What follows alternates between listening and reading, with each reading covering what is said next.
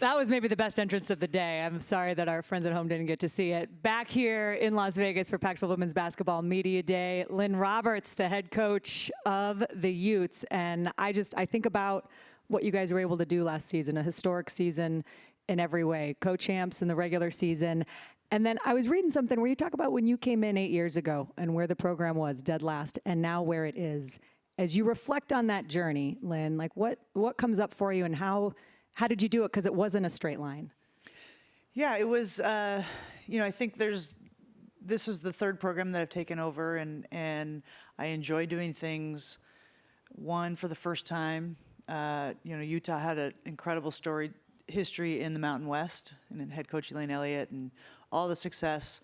And then when they moved to the Pac-12, she retired. And so when I took over, we hadn't done much in the Pac-12 at all as a program. And so I like doing things do things for the first time, meaning try to win here for the first time, grow attendance for the first time, do all these things. And then I also really enjoy doing things that people say you can't do.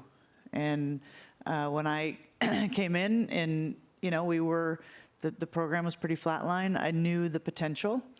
And it just takes, just like anything, doing anything for the first time, doing anything that people think you can't do, it's hard, right? But if you trust in yourself and you trust in the process, and then ultimately you just have to work your tail off. But I think winning programs, success in anything, it just comes down to the right people. So I've got an incredible staff that makes me look good, and we have done a good job recruiting kids that fit our program and our university and our community. And I don't think there's any secret sauce other than get the right people around you and work your tail off. Lynn, a year ago, I did 2 games at your place at the Huntsman that I will never forget. One was scoring 124 against a nationally ranked Oklahoma squad, and 2 was beating Stanford on the last game of the season. And that just, for me, culminates really what you guys brought. And part of that for me was how much Huntsman has changed. Yeah. And anywhere you want to go with that. Yeah, that, along that same vein, I think if you look at any basketball, men or women, the programs that have sustained success year after year, they've got a home atmosphere, and they've got fans and community that are faithful and feverish. And the year before I got to Utah, they averaged 570 fans. And then last year, by the end of the year, we were at 10,000. And so it was incredibly validating to see that, not the I told you so, but kind of like I knew we could do this here. And, now our charge is we don't want to be, remember that one great year we had? Remember that one great game against Stanford? That is what I want our norm to be, which, again, is hard, takes a lot of work, and we're up to the challenge. Yeah, well, the expectations are certainly there. Picked first by both the coaches and the media in the preseason poll, and we are going to open it up to media now. If you have any questions, please raise your hand and we'll bring your microphone. Cindy on the right. Hello, Lynn. Hello, Cindy. Cindy Brunson, Pac-12 Networks. Do you have your Energy C stuff, your little packets you got me onto? Emergency, that's if you could get it I right. rely on you. Well, you probably have an NIL deal with I this, should. Right? The amount of money I've invested in them, I should get some kickback. No doubt. You have always been the hunter. You are now the hunted.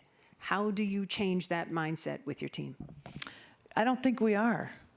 I think what makes us great is that we still have so much to prove. I think that's what our team's about. We're very kind of blue collar, that we're great because of the sum of the parts.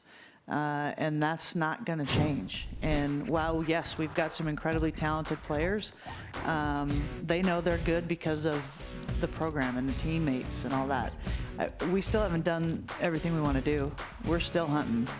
I don't buy into that. I think, yes, we'll have a bigger target on our back, but as we say too, pressure is a privilege. We want it, but I still feel like we're hunting.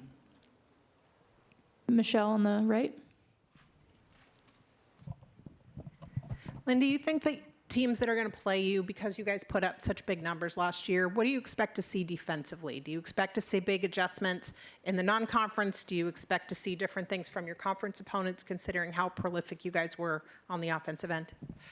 I don't know. I think we'll be prepared for whatever. I think we're a team with how we can score in different ways. We're really hard to zone. Every week in practice, I would. You think? I know. We would go over our zone stuff, and it's like, all right, guys, we're going to get zoned. It's going to happen, and then we just, and a couple times we did. The other team got out of it pretty quick. So then,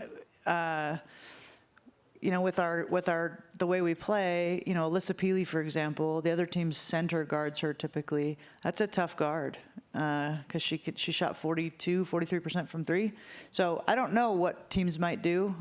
We will play at Baylor the third game of the season, so that'll be a good early test. They may defend us differently than we've seen, and then we play South Carolina on December 10th. They're obviously a very aggressive, athletic, defensive team. So I think those two games will really kind of show us what we need to work on as we get into Pac-12 for, maybe different defenses than we're used to. Gonna go over here on the left. Oh my God, this is Hi, awesome. Lynne Roberts. My question for you is, what will you do this season to get ready to master your gritty? Wow. We let anyone in here, do all we? day, yeah. We let any old media in here. If I had some players that could teach me better, I think I could probably do a better job. But I'll work on it. Thank you. Thank you. That's the best question we've gotten today. sure You are is. good at your self-scout, though, and I heard that you said the gritty went better in your head than It did in go better in my execution. head. Yeah, it always does. It does, right? Always does. Great question. Great Thank question. you. Thank you. We're gonna go Willie on the right here.